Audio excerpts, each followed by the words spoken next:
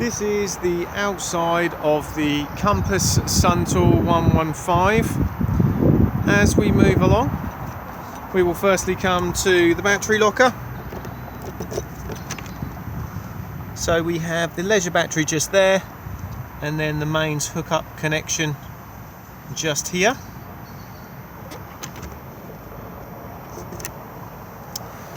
Beside that, we then have fresh water into the van. So to fill up the fresh water tank, just push in, twist, give it a bit of a wiggle, and then pop your hose pipe in to fill up the fresh tank. As you can see, this can be locked. Beside that is a 12-volt socket. Very handy if you're going to use a 12-volt submersible pump to fill up the fresh water tank. Directly beneath it is the fresh water tank drain.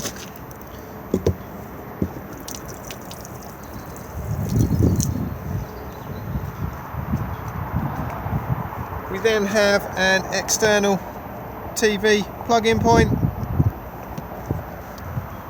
and then the flue for the Truma boiler. This has a cover on it. If you're going to heat your hot water on gas, it needs to be removed. If you are going to heat your hot water on the main supply, it can stay on. We then have the location of the cassette toilet just here. At the top here is the header tank fill. So this is for the flush water. So you can pop pink solution in here if you want to, and then top the rest up with water. You'll see that this looks completely full at the moment, but it's not. This is a U-bend, so as you pour water in, it will force the water round that.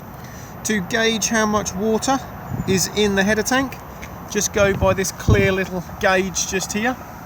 And to drain the header tank down for winterization, just pop it out of its clip just here, and then pull down, and then pour away.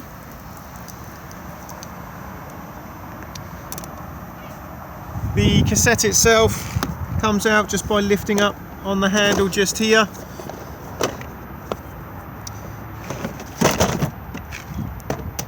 Before use,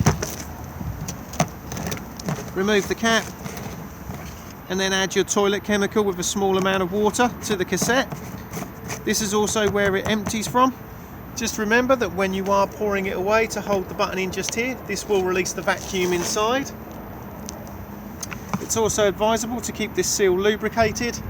Thetford do their own seal lubricant, but any silicone-based lubricant is fine. By turning this, gains access to the inside. Very handy to give it a good clean. If you do need to gain full access inside, this whole section can be removed. At the moment, it's just pointing to the locked point. Just literally rotate it round to here to remove it. All of these cassettes are now on wheels and have an extendable handle.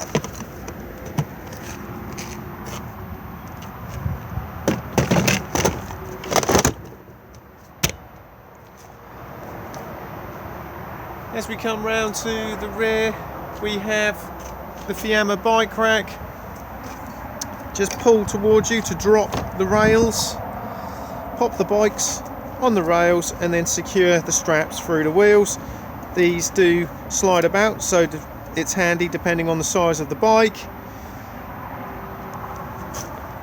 And then attach the arms to the frameworks of the bikes.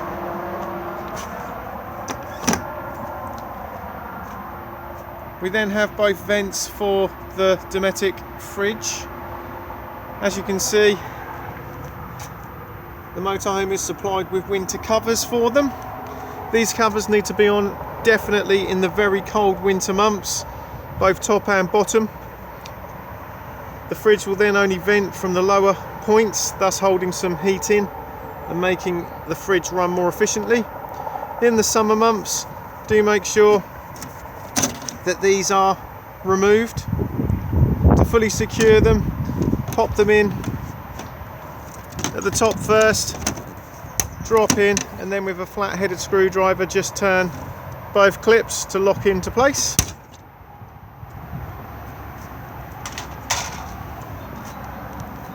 As we come round, we have the grey water drain just here, so anything that goes down your plug holes goes into the holding tank and then is drained off at this point. Spare wheel just located underneath here. It winds down from this point here. Take the dust cover off, and then where my finger is, there's a hole. There's a bar in the jack and wheel brace kit which locates there, then attach the brace to it and then wind it down.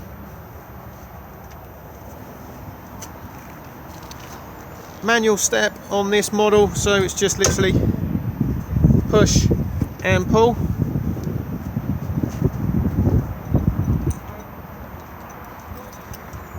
Gas locker just here, and there is room in this gas locker for 2 gas bottles. The regulator just sits here, and then the hose comes off the regulator and screws into the propane bottle, and then is tightened with a gas spanner. Bottle on and off on the top. Do make sure that the bottle is isolated for travel.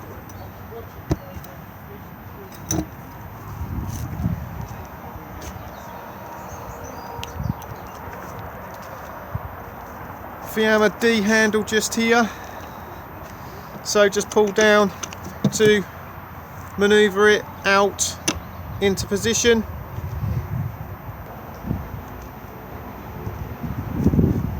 This can then also be used as an extra security feature as well, because it can then be folded across the habitation door and then with the key just locked here. Above we then have the Fiamma Zip Roll Out Canopy. To roll it out, take the awning winding handle and then hook it in, and then begin to wind the canopy out. As you can now see, I've wound the canopy out a short distance. I always do this first and then drop the legs, so as not to put too much stress on the side of the motorhome. The legs themselves just pull and then drop down, undo, and then lower the leg to the ground, and then get the canopy at the height you require, and then lock into place. And then exactly the same with the second leg.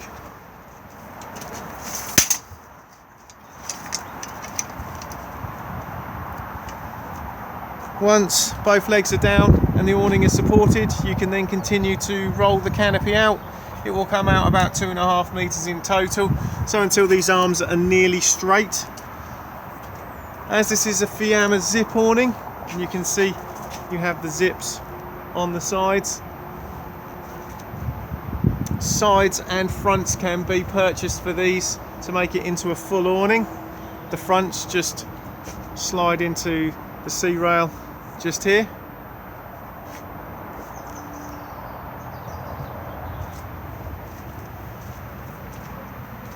Diesel fill just here. Cap unlocks on the ignition key. Tyre pressures on the door pillar. Jack and wheel brace all underneath the passenger seat. Vehicle battery underneath the floor of the cab. And bonnet release just here.